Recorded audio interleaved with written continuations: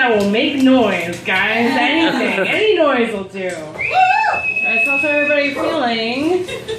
Okay, yeah, okay, that's fair. That's fucking fair. I walked here, I thought my ears were gonna fall off. I like heard my mother's voice in my head saying, like, you really shouldn't be out in this. This is dangerous. Nobody should be here. My mom doesn't actually sound like that, and half of you have met my mother, but like that's just like my mother's voice from when I was a child, like telling me I shouldn't go out in any kind of bad weather. So I get it, but clap anyway, because I like it.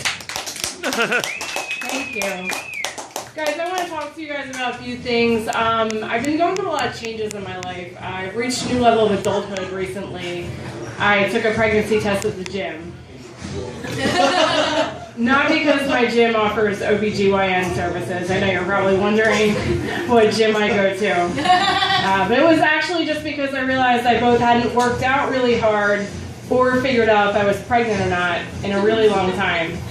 And I figured I would kill two birds with one stone. I almost wish the test result would have been positive because then I actually may have pushed myself.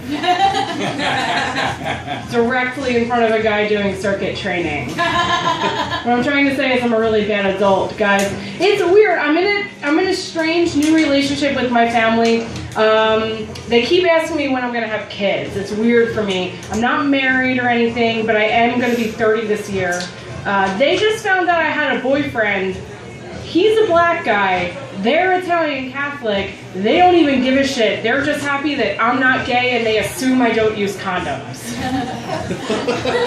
But I think what creeps me out the most is when one of my family members asks me when I'm going to have kids, is that every time they say, hey Rachel, when are you going to have babies?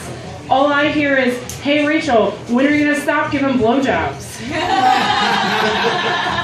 I don't know, Nana.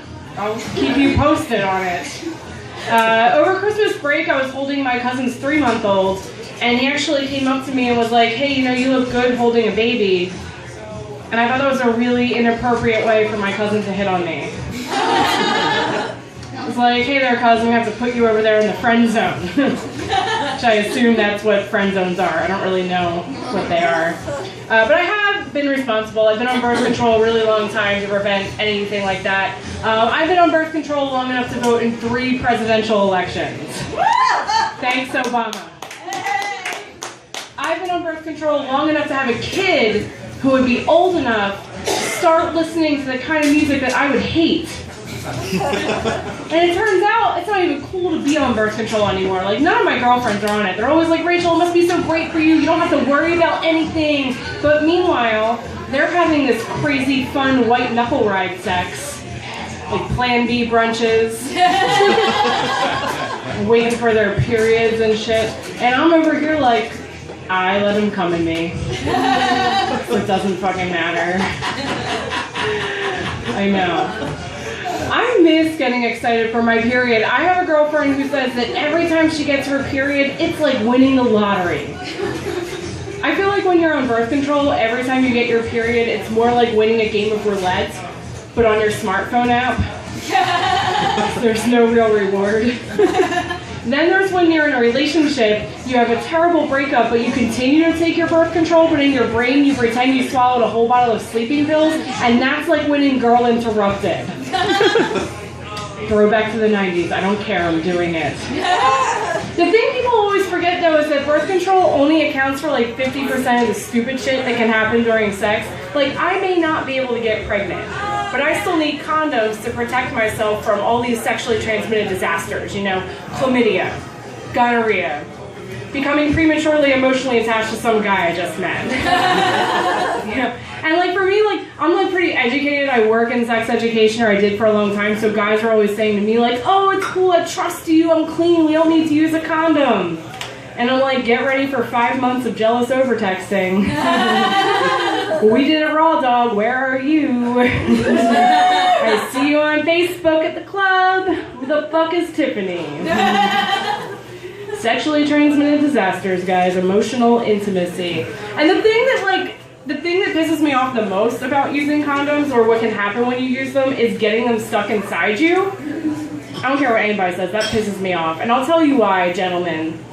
I've woken up for the past 11 years at an inconvenient time to take a tiny pill that prevents my egg from meeting your sperm in a dark bar in the middle of my uterus. And drinking citywide specials all night until they both wake up warm, sticky, and with a splitting headache. You have one fucking job. Hold on to the condom before you pull your dick out. Okay, hold on for dear life. That's all you have to do. And I'll tell you why it makes me really mad, okay?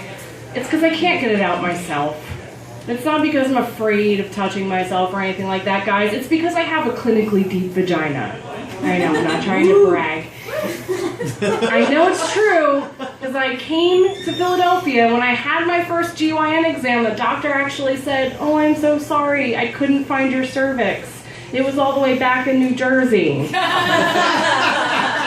That's not even a joke I wrote, that's a thing a doctor said to my face. Well, not my face, but you understand. You want to hear something topical? I was tricked by the internet recently, because I'm a unique person. I clicked on a YouTube link because it said, "You won't believe what this adorable golden retriever puppy does when his owner leaves him home by himself." Oh. And I clicked on it because in my dumb brain, I thought, what brilliant thing is this Labrador retriever going to do that's going to blow my mind? Is the dog going to cook a 3-course meal and have it ready for his owner when he comes in with a cold beer cracked open on the table? Is he going to file his taxes early for him? Was the dog involved in an underground money laundering business in the basement so that his owner could get through college? No, the dog didn't do any of that fucking shit. Do you know what the dog did? The dog pissed and moaned for 10 minutes because the dog had a separation anxiety, and then the dog gave up all hope that his owner would ever come back into the door. And then the video ends, and everybody's like, "Oh, that's so cute, look how much this dog misses his owner." And I'm like, that means that every time you leave your dog home by himself, he just gets hopelessly depressed. And people are making money off of this on the internet. And I thought, for that kind of money, you could just film me staring at my cell phone 10 minutes after I text my boyfriend when he's mad at me. Why not turn every lover's quarrel into an artistic interpretation of when Dad left? Why not, ladies and gentlemen? Guys, I have been getting older. A lot of my friends are getting married, they're having babies, so the pressure's on. I'm used to getting the bridal shower invites, the baby shower invites, but recently I got invited to something called a gender reveal party. Have you ever heard of that? Yeah. Okay, so if you haven't heard what it is, it's basically a modernized type of baby shower for the types of pregnant couples who probably got engaged in a Whole Foods. They invite all their friends back to their house to creatively reveal the gender of the baby they're about to have. I know, I could give just as much of a shit as you guys do. I don't know about you, but I miss the good old days where I could spend a long Sunday afternoon with my closest female acquaintances and watch someone open up an expensive gift I paid for using the money I saved by not getting pregnant. But the thing is, people sexualize babies all the time and don't realize it. Like, my other friend just had this really cute baby boy, and we all went over to her house to hold him and make a fuss like you do. And my other friend was like, "Oh, he's so cute. He's totally gonna be a lady killer." And I was like, "Why are you already imagining this little baby violently plowing women?" She may have well just said, "Oh, he has such an angelic face. He's totally gonna help out 9 of his drunk friends run a train over that passed out girl at a party one day.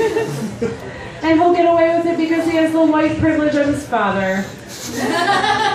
Guys, I don't want you to get the wrong idea about me. I like babies, okay? I used to be a baby. I just don't want any of my own. You know, if I wanted to deal with something that cried all day long and needed me constantly, I would have been a lesbian. I know, I used to think that joke was funnier too until I met a lesbian baby. I found out that people really don't care about your sexuality as much as they care about if they can get in your pants or not. Kinda knows. I used to hang out at this lesbian bar that used to exist in Philadelphia, and I was there just getting drinks and doing karaoke like you do on Thursday nights. Who wouldn't do lesbian shit on Thursday nights? And a woman taps me on the shoulder, and when I turn around, there's this lady there, and she said, "Excuse me, but are you straight?" And I said, "What do you mean?" And she said, "Well, I saw you checking me out, but if you're straight, I don't want to waste my drink tickets." And I said, what kind of drink tickets are these? You mean I've just been frivolously throwing away my drink tickets on Yingling lagers when I could have been saving them up to Slay Puss? And I said Slay Puss and she knew I was straight and walked away, which I deserved. Guys, I want to leave you on this. I'm really excited for spring. I don't know what the fuck the groundhog thing is today. I don't know what that means. I don't know if we can believe in it or not. But I'm really excited for it because I suffer from seasonal depression. If you don't know what seasonal depression is, it's exactly what it sounds like. It's a mood disorder that is so lame, medical science simply refers to it as sad. The worst part about being depressed isn't the depression itself, but it's how passive-aggressive and bitchy I am to my friends when they try to encourage me. Like, they'll try to say something like, Rachel, you should get out of bed today. And I'll be like, you should stop eating processed foods and blaming all your shortcomings on your dad never being there. Or they'll be like, Rachel, you should come out to this party. Everybody wants you to be there. I'm like, oh, it's about what everybody else wants, isn't it? I want a vibrator that can make me come and feign emotional intimacy. No, I'm not going to find it on South Street, okay? I won't. I think we're going to get one soon, though, guys. The vibrator that can cuddle, it's coming.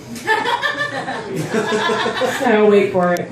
Guys, are you ready for your next comedian? Thank you so much for humoring me.